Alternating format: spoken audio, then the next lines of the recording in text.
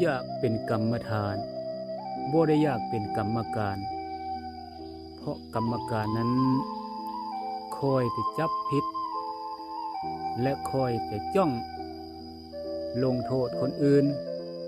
จับผิดคนอื่นตัดสินคนอื่นว่าดีบ่ดีใจลืมใส่ใจว่าตนเองนั้นนั่นแหละต้นเหตุที่บ่ดี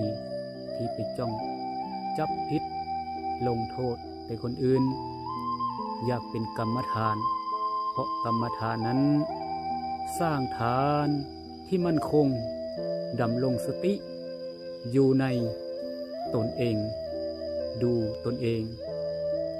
คอยจ้องตนเองจับผิดตนเองนั่นคืออยากเป็นที่ดีอยากมีที่ตัวเองได้